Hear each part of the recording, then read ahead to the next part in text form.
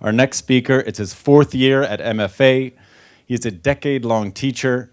He teaches earth science and health. He led a PLT on flipped instruction from the Urban Assembly Gateway School for Technology. Marvin Antebi-Gruszka.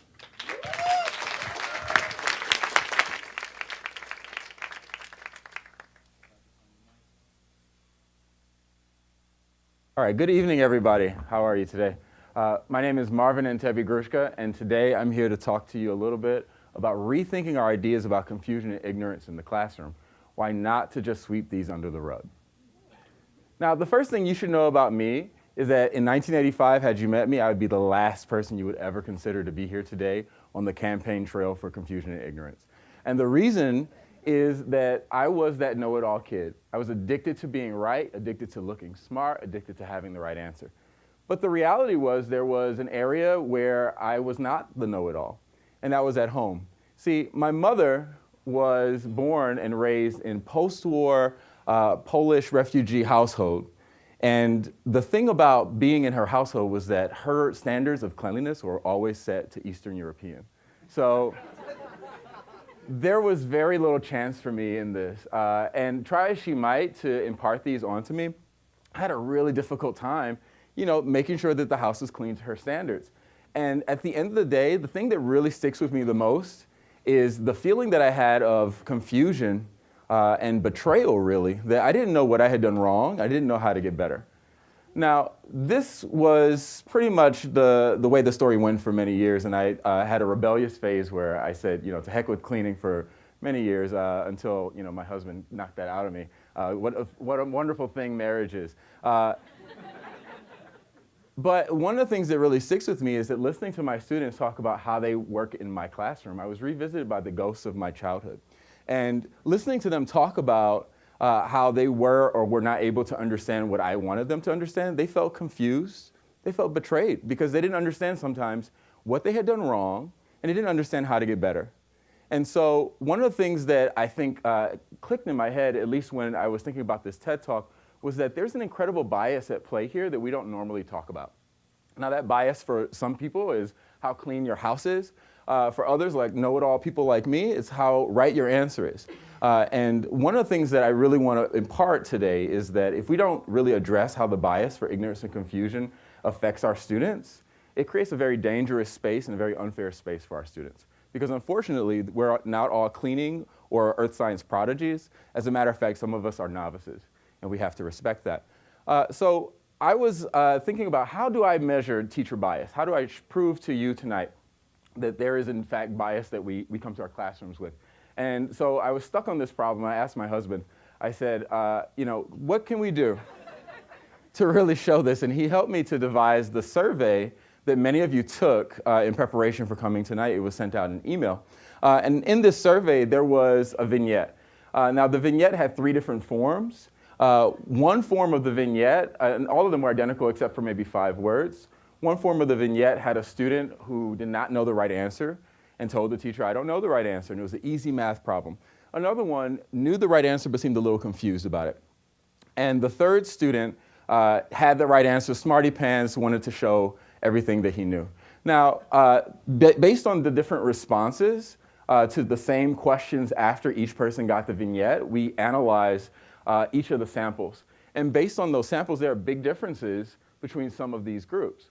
Now, the biggest difference is not actually between confusion and knowing the right answer in this case, because in the survey, they both got the right answer. And so I think that had some influence.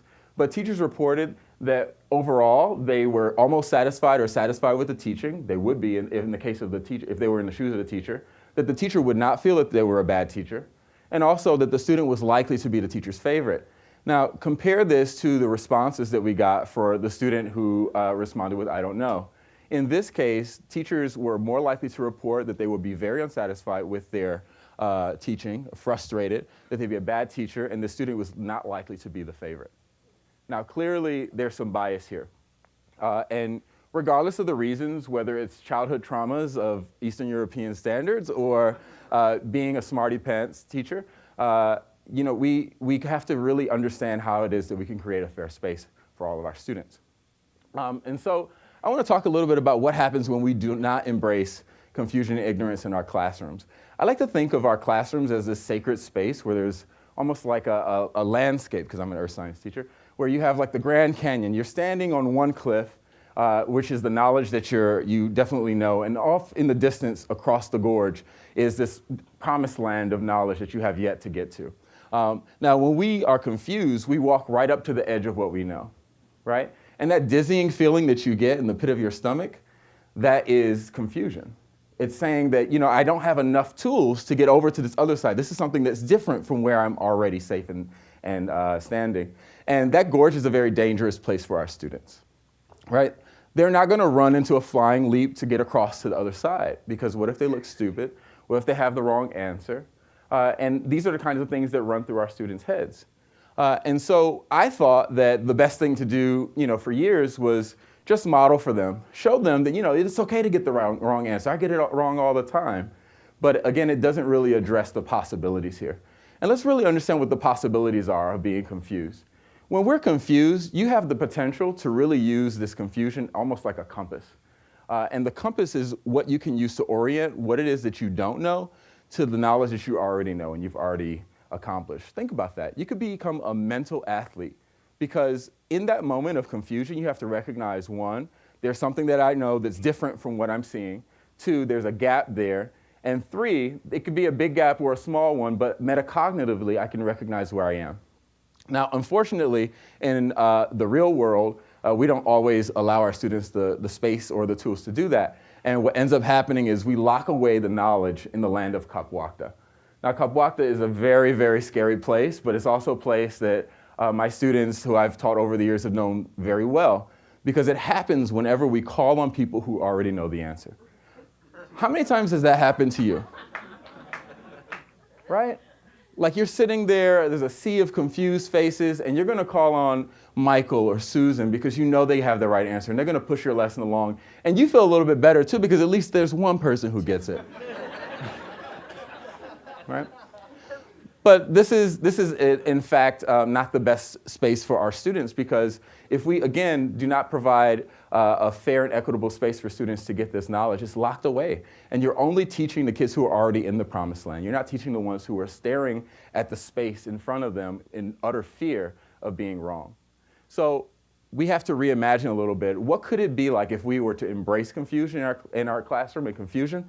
And again, I gave myself this homework problem at the beginning of the year because I really wanted to get out of Kapwakta. So I bought some popsicle sticks and I started writing names on the popsicle sticks. This is going to be so awesome, until I realized that it's going to be just kids being pulled at random to be thrown into the pit.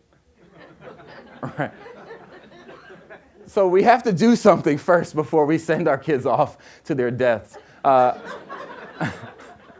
And so in order to better do this, to better model this, I really have to say to students, that feeling that you get when you don't know, say that. Let's give voice to that. You get to a point where you're at the edge of what you understand, and you don't know something, say, I don't know. I've been very averse to using these letters in my class for many years. I thought that, it meant that I was a failure as a teacher. No, it just means that I'm letting the student express to me where they are, right? Because that's one of the jobs that we have.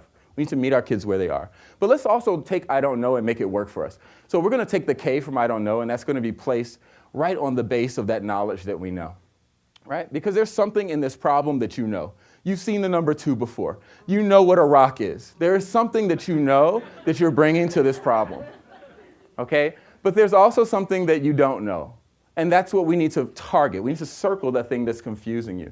We need to talk about it. You need to be able to express that to somebody. It's not a secret. Trust me, it's going to come out later, sooner or later, when the region scores come back, or whatever the case is, right? Everyone will know at that point. And then let's go ahead and bridge that gap with an inquiry. So let's have the students take what they don't know and create a question that will get them to that place, right? You don't know what igneous means? That's your question. What's igneous? That's your next step in order to get past this stage, in order to bridge that gap. And when we allow students to do that, to give voice to their confusion and ignorance, it stops being this scary thing and starts allowing them to travel from one side of knowledge to the other, right? And so this is the point, or the experiment that I did this year in class, and I found that it had a lot of success in creating the culture that I wanted for students not to be afraid to say that they don't know something. And this happened not just on day 2 when I introduced this idea, but every day. If I call on a student with the popsicle sticks and you're spacing out, I ask the student, what do you know that we're talking about right now? What do you not understand or not know right now? And what's your question? And the students ask each other these questions in class. And it's okay, because we're not supposed to know everything. As a matter of fact, even on tests, I allow students to go ahead and for the test corrections, rather than saying, I got question 3 wrong because, I say, okay, well, what did you know about that question? What did you not understand or misunderstand? And what is the question that you can ask now that I'm sitting here with you, or you're going to give this paper to me and I'm going to respond to you? Or what's an improved answer if you figured it out? Because I really think that the conversation is what's important here. Having these moments of conversation are key, because if we can't have students tell us where they are, how can we meet them there? And that is where I'm going to go ahead and end tonight with this big call to action. And the call to action is not just to you here in this room. It's to every individual in your classroom. Because the responsibility for owning where we are and letting people know is a collective responsibility. What I would like everybody to do is please connect with empathy to that moment in your history, whether it's at home cleaning up or whether it's an academic setting, to a moment that you were confused, and how did you use this confusion to your benefit? Because if we allow students to take what confuses them and hook onto new understandings with questions, we can move them from one place to the next.